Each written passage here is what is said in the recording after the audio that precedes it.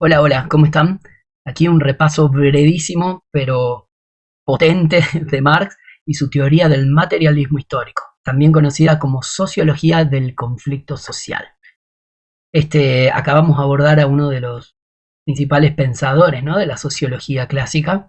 Y si bien Marx no se reconocía a sí mismo como un sociólogo, de hecho, quizás hasta le hubiera molestado que le digan un poco sociólogo, lo cierto es que hay una teoría sociológica en sus aportes materialistas, ¿no? ¿Por qué materialista y por qué histórico? Bueno, materialista porque él piensa la realidad social desde la base material que tiene que ver con la reproducción de aquellas cosas, de aquellos elementos, de aquellos bienes que necesitamos para nuestra vida cotidiana, ¿verdad? Desde los alimentos, la vestimenta, el transporte, bueno, todas aquellas cosas que constituyen nuestra materialidad, ¿no? Y esta materialidad va cambiando a lo largo del tiempo, va mutando, tiene una dinámica social distinta a lo largo del tiempo y por eso también histórico, ¿no? Entonces, la idea de Marx se puede resumir en esta famosa metáfora arquitectónica que él tenía, ¿no? Donde en la base están los fundamentos materiales, económicos, sociales de la producción de la vida social y como reflejo de eso y arriba de esa base se encuentran las instituciones, el arte, la política, la cultura en general, las leyes, como un reflejo de esa base material, ¿no? Sin embargo, esto no significa que lo superestructural no sirva para nada o que sea solo un reflejo determinado de lo de abajo, ¿no? Sino que a la vez esto justifica el funcionamiento de lo que se halla en esa base. Bueno, los tres conceptos que vamos a revisar, porque la obra de Marx es realmente inabarcable, van a ser los de plusvalor, los de alienación y los de fetichismo. Miren esta frase que interesante sobre Marx, ¿no? Sobre cómo esta base material constituye los comportamientos de las personas, sobre cómo el ser social determina la conciencia, ¿no? Los hombres hacen su propia historia, pero no la hacen a su libre arbitrio bajo circunstancias elegidas por ellos mismos, sino bajo aquellas circunstancias con las que se encuentran directamente, que existen y les han sido legadas por el pasado. Eh, Hay un pequeño meme sobre Marx que me gustó mucho. ¿Por qué una perspectiva materialista de lo social? Bueno, porque Marx estudia las relaciones laborales, él entiende que el trabajo ha cambiado y va cambiando a lo largo del tiempo, pero a la vez entienden el trabajo como el elemento central de su teoría, ¿no? El trabajo es aquello que permite a las personas transformar la naturaleza, ¿no? Es lo que nos hace seres sociales, ese proceso de intervención colectivo sobre la naturaleza. En ese proceso, por supuesto, también nos transformamos a nosotros mismos. El trabajo es aquello que nos da, y acá por trabajo entiéndase todo esfuerzo que implique creatividad, originalidad en la transformación de algo en otra cosa. Desde producir una comida, hasta aprender a tocar un instrumento, hasta fabricar un instrumento, ¿por qué no? Ese trabajo es lo que le da sentido a la existencia social del sujeto. Pero en la sociedad capitalista, ese trabajo se haya organizado de una manera específica, ¿no? Y ahí vamos con el concepto de relación social del trabajo. Estas relaciones son las formas específicas mediante las cuales una clase social, recuerden que la perspectiva de Marx es una perspectiva del conflicto, por lo tanto es una perspectiva que organiza esta sociedad en torno a los intereses diferentes que tienen las distintas clases sociales. Estas clases sociales van configurando formas de explotación social de unas sobre otras, ¿no? Y eso es lo que va a organizar un poco esta relación de producción. En el caso del sistema capitalista moderno, la relación social de producción está dada a través de las formas del salario. Es decir, es el salario lo que organiza la relación de explotación social.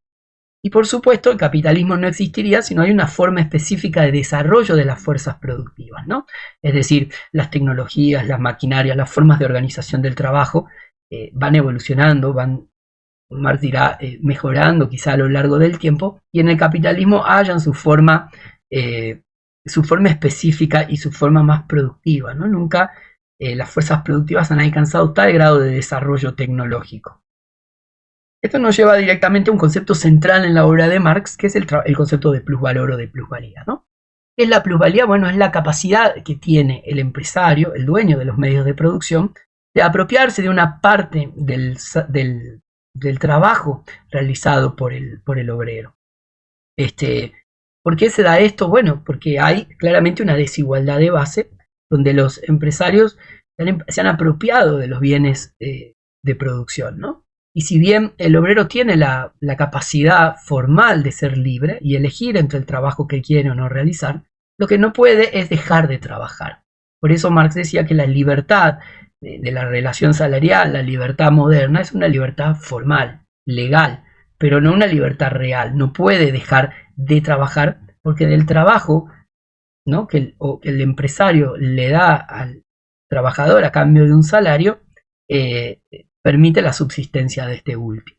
Entonces, la extracción de la plusvalía en el capitalismo se da a través de esta forma del salario, donde ya está, de alguna manera, podríamos decir, incluida la apropiación de ese excedente productivo que el trabajador genera en sus horas de trabajo, pero que una parte de él no va a ese trabajador, sino que es apropiado por el empresario en forma de beneficio de ganancia. Sin embargo, esta apropiación de excedente no se da de forma violenta, a diferencia de lo que ocurría en la esclavitud o en la servidumbre feudal, ¿no?, sino que la relación asalariada garantiza de alguna forma un mecanismo de acuerdo entre el empresario y el trabajador en torno a cuál va a ser la cuantía de esa plusvalía, ¿no?, si va a ser más o menos intensiva. Sin embargo, esto no significa que no haya un proceso de coacción detrás de este acuerdo, ¿no? Una coacción que tiene que ver con la desigualdad de origen entre estas dos clases sociales. Bueno, por otro lado, el problema, ¿no?, podríamos decir, es que el trabajo, que es ese elemento, que es la fuerza vital del hombre, que permite a través de la transformación creativa de lo dado, su autorrealización como sujeto humano, se haya alienado en el capitalismo, ¿no? Y por alienado acá queremos decir extrañado, separado, enajenado de las propias decisiones del sujeto y también de su propia realización existencial como tal. Por lo tanto, en esta sociedad capitalista, el trabajo no es solo que hay una explotación sobre el trabajo del obrero, sino que también esa explotación está dada por esta separación, por esta falta de sentido que tiene el trabajo para la propia experiencia del obrero, ¿no? Se haya alienado de las decisiones del proceso, porque no es dueño de los medios de producción, y por lo tanto también de los resultados de su trabajo, ¿no? Pero también sobre sí mismo, y por supuesto sobre los compañeros que están al lado de él, que no los ve como compañeros, no hay una relación de solidaridad en el trabajo, sino una relación de competencia, ¿no?, por los puestos de empleo disponibles. Por último, el capitalismo, este trabajo alienado, genera mercancías. Mercancías que parecen cobrar vida propia por fuera del trabajo que las ha generado, ¿no? Este es el misterio, decía Marx, que la mercancía tiene, ya que detrás de ella se encuentran escondidas, ocultas, las condiciones reales que han llevado a su producción. Y por estas relaciones reales, él se refiere a las relaciones de explotación que las han generado, ¿no? Pero además ocurre otra cosa. Marx, por un lado, se sentía deslumbrado por este crecimiento sin precedentes económico que generaba el sistema, pero en otro punto también veía con mucha preocupación cómo se incrementaban las relaciones de desigualdad entre obreros y burgueses, ¿no? Bueno, en parte esta desigualdad tenía que ver con una mercantilización de la vida social. Ya no solo mercantilización de los objetos que el capitalismo genera, sino de aquellos objetos que no lo eran, pero que el capitalismo los va apropiando como tales.